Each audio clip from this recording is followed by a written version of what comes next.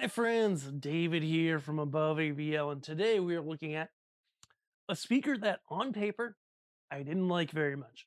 Honestly, I had a predisposition against it.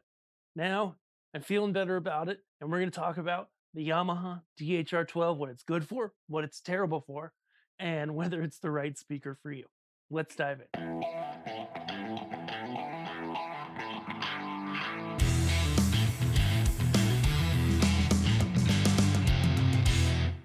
First things first, kudos to Yamaha for naming a speaker after me.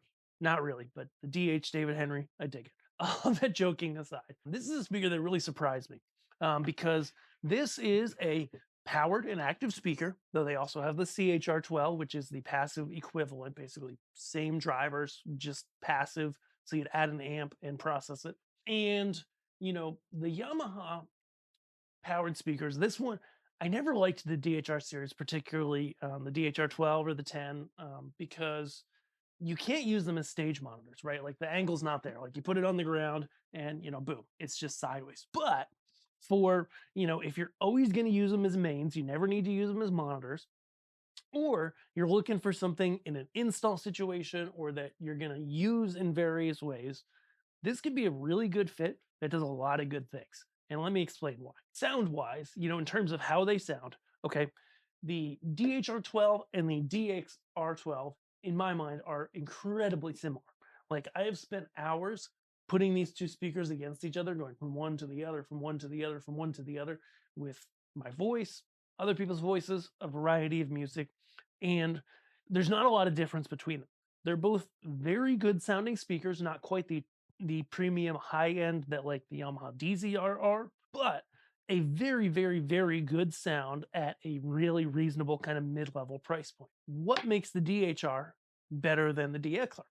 Well, the DXR can be a stage monitor, has this plastic box, which, while some people might say, oh, plastic boxes don't sound good. It does. It's a little bit more for like a gigging or, touring group that needs something. They're going to really beat it around, but they still want amazing sound every day.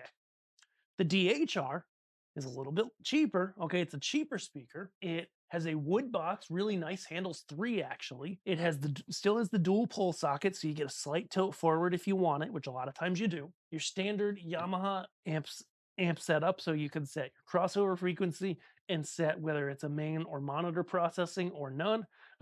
But I really recommend using their deqontour tuning because as the speaker gets louder, it stays so consistent, which is something that other brands just don't do. What's really won me over on this speaker is the ability to use it in a variety of ways, whether installed or in live use.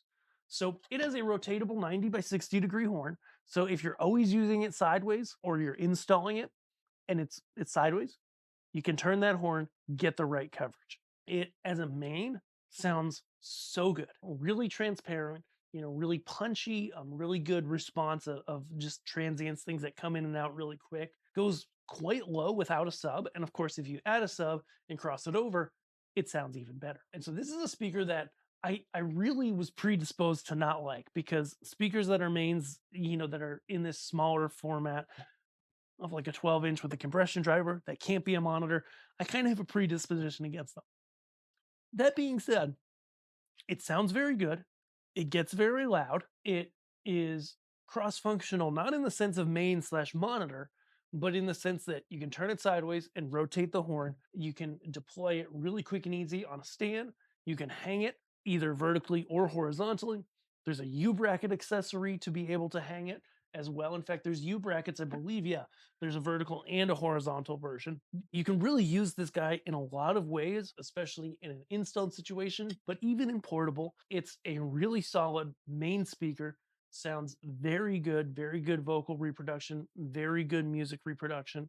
The ability to hear clarity, to hear many different instruments in a mix through the same speaker is really good. And we like this thing a lot. So, speaker reviews can be pretty boring because, of course, you can't really hear it through my mic. But DHR12 is one that honestly surprised me. I wasn't sure I was going to like it. But for the price point, if you're not going to use it as a monitor, this basically it sounds as good or exceeds the sound of speakers that cost as much as the DXR series, but It's a solid chunk of change. At the time of this recording, a couple $100 cheaper, okay, for the DHR. Plus, it has my initials in it. So, in my mind, this is a really great fit for a lot of people. You want just slightly better sound than the DXR.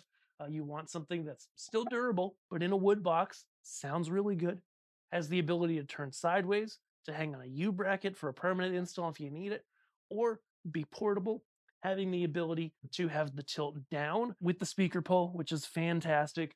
All of Yamaha's typical controls on it, and really good sounding. The DHR or the CHR, both great options. Definitely worth considering if you're looking for a speaker. You're going to use it for multiple things. You don't need it to be a stage monitor. Definitely worth checking out.